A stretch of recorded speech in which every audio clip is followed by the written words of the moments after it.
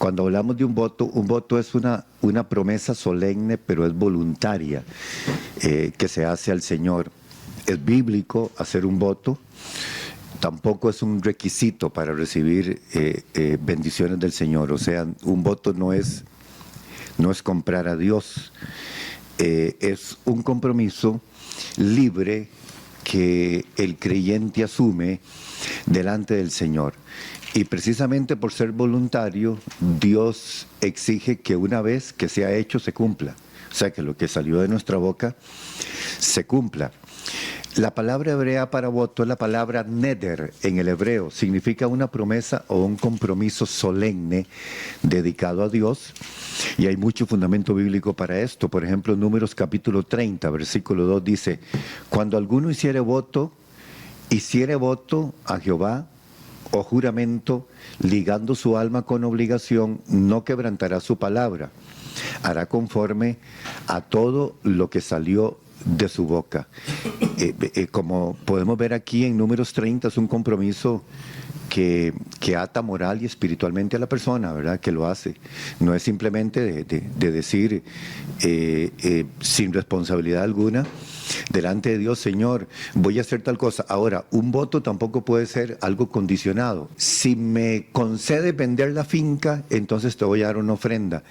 Eso tampoco funciona así, porque tiene que ser algo, digo otra vez, solemne y voluntario, de tal manera que no tiene que ver en ese sentido un compromiso delante de Dios hacia nosotros. O sea, no es una forma de manipular a Dios. La Biblia muestra 4 formas de cómo hacer un voto. Número 1, se hace directamente a Dios. No es un contrato, simplemente es algo que sale de nuestra boca, vuelvo a decirlo, voluntario. Tiene que ser voluntario. Dios nunca obliga a nadie a hacer un voto. Es un asunto del corazón. De hecho, Deuteronomio capítulo 23, versículo 22 dice: mas cuando te abstengas de prometer, no habrá en ti pecado. Esto lo hace en referencia de que cuando una persona hace un voto y no lo cumple, más bien lo que hace es incurrir en pecado, en transgresión. Pero es mejor, dice la palabra del Señor, abstenerse de hacerlo y no prometer un voto y no cumplirlo. Porque no hacer un voto, hermano, nunca es pecado. El no cumplirlo sí, porque ya salió de tu boca. Entonces uno encuentra muchos, por ejemplo, la hermana hablaba ahora del voto de Ana. El voto de Ana fue un asunto muy, muy íntimo con Dios. Ana era una mujer estéril. Recuerden que en el Antiguo Testamento la esterilidad en una mujer era socialmente mal visto e implicaba una maldición. Entonces, todo lo que nosotros leemos ahí en 1 Samuel, ¿verdad? De cómo la otra mujer del Cana, Enina, la oprimía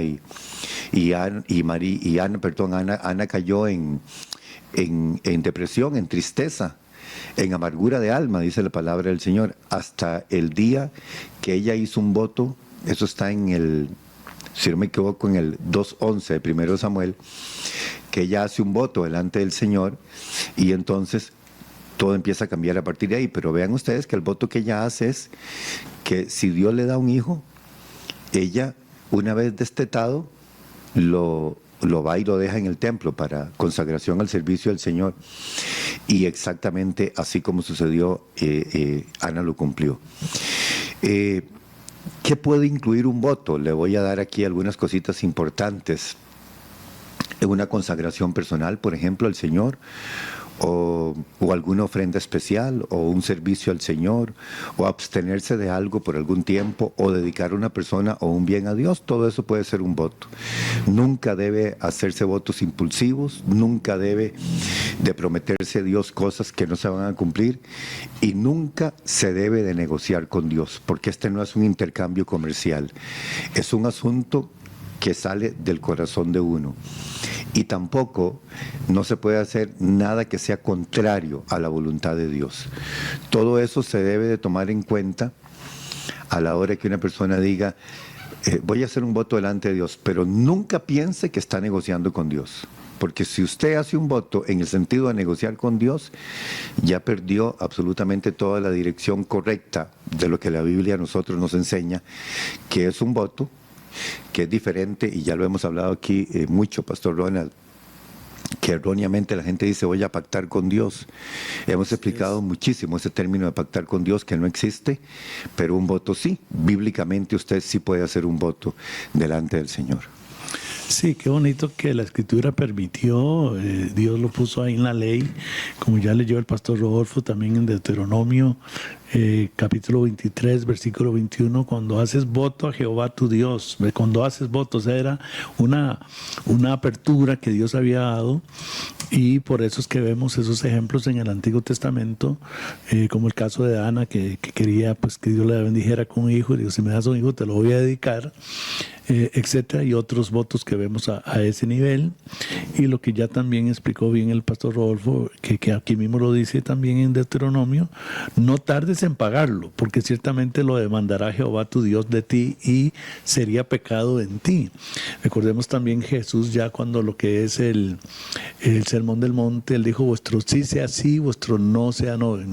Habló de jurar, que no debemos jurar, que debemos ser honestos y responsables con la palabra que empeñamos. Así que sí, vemos esto, hermana. Yo veo que Pastor Rodolfo, que Dios ha abierto esa puerta. No vemos este tipo de prácticas ya en el Nuevo Testamento. No tenemos pasajes en el Nuevo Testamento ni versículos que digan, no tenemos ni casos ni versículos que digan, ¿verdad? Que si vas a hacer un voto a Dios o algo. Lo vemos en el Antiguo Testamento, esta apertura de Dios, y como bien usted lo explicaba, actualmente tenemos esa puerta abierta de parte del Señor. Es aceptable, no es un mandamiento, pero muy interesante el tema de que Dios es el que ha dicho, bueno, y entonces honestamente o de corazón alguien puede dedicarle al Señor algo. Y la pregunta que nos hace la hermana es tan importante, no es una transacción, ¿verdad? Yo Exactamente. le prometo algo a Dios, pero entonces a cambio me das esto otro. O esto de, si vendo la finca, te doy. Ajá, pero entonces uno se queda pensando, y si no vende nada, entonces no le da al Señor. Exactamente. Eso suena a un intercambio comercial. Exacto. Entonces muy importante la pregunta a la luz de la Escritura. Bueno, cercano tal vez el Señor enseñó que sea nuestro sí, Ajá, y nuestro no.